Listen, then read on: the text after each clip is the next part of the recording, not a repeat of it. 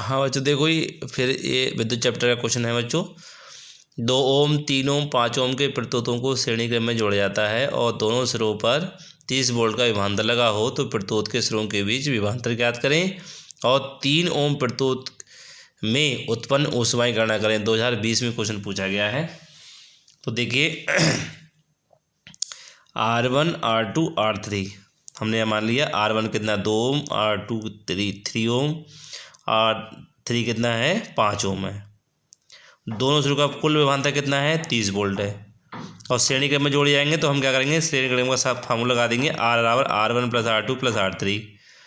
तो देखिए 2 + 3 + 5 तो कितना हो गया 10 ओम हो गया। ठीक, अब हम इसके बाद क्या करेंगे देखो बच्चों, अब हम निकालेंगे यहाँ से क्या निकालेंगे देखो विभवांतर लगा हो तो प्रत्येक सिरों को भी विभवांतर ज्ञात करें। तो विभवांतर जब ज्ञात करेंगे हम लोग तो विभवांतर कैसे ज्ञात करेंगे, पहले हमें धारा पता होना चाहिए। तो V कितना है 30 वोल्ट है। धारा का सूत्र क्या होता है I बराबर V/R होता है। तो देखो V कितना है 30 वोल्ट है, R कितना है 10 ओम आया है तो धारा कितनी आएगी 3 एम्पियर। अब ये हमारे पास धारा है, ये हमारे पास कुल विभवांतर है। अब हम प्रत्येक सिरों के बीच विभवांतर ज्ञात कर लेंगे। देखो V बराबर क्या होता है IR1, धारा नहीं बढ़ती है इसमें तो V बराबर IR1। तो I कितना है 3 और देखो R1 कितना है 2 ओम तो ये हो जाएगा 2 × 3 = 6 यानी कि विभवांतर हो जाएगा, पहला विभवांतर हो जाएगा आपका 6 वोल्ट। ऐसी प्रकार से V2 बराबर क्या होगा IR2 होगा। तो I कितनी है 3 और R2 का मान कितना है देखो 3 है तो 3 × 9 वोल्ट हो जाएगा। ऐसे हम तीसरी निकालेंगे IR2 तो I कितना 3 और R3 कितना है 5 है तो 5 × 15 वोल्ट हो जाएगा। ठीक, तो ये अलग अलग सिरों के बीच विभवांतर हो गए। अब इसने अलग कहा है, अगले कहा है देखो कि 3 ओम के प्रतिरोध में उत्पन्न ऊष्मा भी ज्ञात करना है, यानी कि सब सिरों के बीच विभवांतर भी ज्ञात करना है और ऊष्मा भी ज्ञात करना है केवल 3 प्रतिरोध ओम के साथ। तो R देखो 3 ओम है तो ये हम कोई बात नहीं है 1 सेकंड मान सकते हैं, जब नहीं दिया है तो 1 सेकंड हम मान सकते हैं। और I कितनी है वो भी 3 एम्पियर है। तो देखो ऊष्मा का ये सूत्र होता है ऊष्मा H बराबर I² RT/4.2 कैलोरी। अगर देखो 4.2 से भाग नहीं करोगे तो यहाँ पर आ जाएगा जूल, लेकिन हमने कैलोरी बता दिया है, जूल में तो बहुत पीछे क्वेश्चन बता दिए हैं तो इसलिए हमने इसको कैलोरी बता दी ऊष्मा। तो 4.2 से हमने भाग कर दिया, ये होता है इसका फार्मूला। ठीक है, पहले भी हम लिखाए हैं। I का मान कितना है 3 तो 3 × 3, R कितना है 3 और T हमने मान लिया कि कितना है 1 सेकेंड है और 4.2 3 × 9 = 27।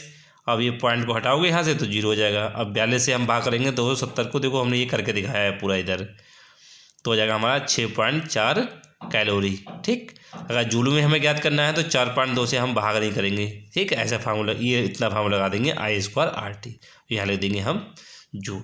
ठीक है बच्चों, ये भी 2020 में क्वेश्चन पूछा गया है, बहुत ही इंपॉर्टेंट है बोर्ड परीक्षा से। आगे देखो ये भी बहुत इंपॉर्टेंट क्वेश्चन है, हटके बिल्कुल हटके है सब क्वेश्चन से। एक इंजन की सामर्थ्य कितना है 30 किलोवाट है। तो सामर्थ्य को हम P से लिखते हैं, 30 किलोवाट है, किलोवाट को हम चेंज करेंगे वाट में। 1 किलोवाट में 1000 वाट होते हैं, जिनके गुणा कर लेंगे तो 30,000 वाट आ जाएगा। 150 किलोग्राम है तो M का मान कितना है 150 किलोग्राम। 50 मीटर की ऊंचाई है तो H को हम ऊंचाई से H के लिखते हैं, 50 मीटर है। कितना समय लगेगा T हमें ज्ञात करना है। G घुर्तीय त्वरण होता है, इसका मान 9.8 दे रखा है सवाल में। ठीक, तो देखिए सामर्थ्य बराबर होता है कार्य बटे समय, यानी कि P बराबर W/T। लेकिन आप जानते हो कि कार्य और ऊर्जा एक ही चीज़ होती है। तो देखो W बराबर क्या होता है mgh, आपने स्थितिज ऊर्जा पढ़ी होगी, U बराबर mgh और U क्या है ऊर्जा है तो कार्य भी एक ऊर्जा है। ठीक, तो mgh, अब ये क्या है T है। अब हमें T निकालना है, जब T निकालेंगे तो ये फार्मूला बन जाएगा mg × h/P। देखो M का मान कितना है 150, G कितना है 9.8, H कितना है 50। ठीक, नीचे 30 आ जाएगा।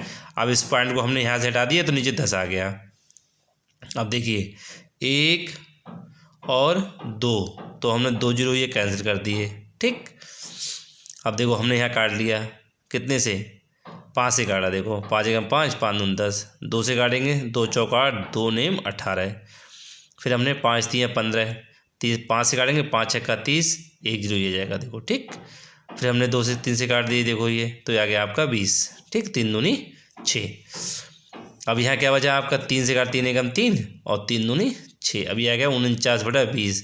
20 को हमने 49 करके देखो भाग यहाँ करके दिखाया है, तो कुल समय आ गया आपका 2.45 सेकेंड। ठीक है, अगला समय है इसका, देखो अगला, एक तार के सिरों का बीच विभवांतर कितना है, 1.5 वोल्ट है। इसमें धारा प्रवाहित होने पर 62 सेकेंड में 15 जूल कार्य उत्पन्न होता है। तार में प्रवाहित धारा का मान ज्ञात करिए। तो वी हो गया 1.5, टी हो गया 62 सेकेंड, 15 जूल है, तो डब्लू कार्य होता है ना, तो 15 जूल हो गया। आई निकालना है, तो एक फार्मूला होता है डब्लू बराबर, ये डब्लू है ना, डब्लू कार्य, डब्लू बराबर होता है बी गुणे आई गुणे टी। आई निकालोगे तो आ जाएगा W/B/I, B/T।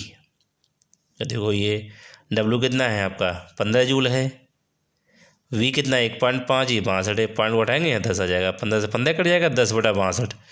ये हमने देखो भाग करके दिखाया है यहाँ पर। ठीक है, तो आ जाएगा आपका 0.16 सेकेंड। ठीक है, ये बोर्ड परीक्षा से संबंधित क्वेश्चन है, और तैयारी करते रहिए और वीडियो को हमारे लाइक और शेयर करते रहिए। ठीक है, धन्यवाद।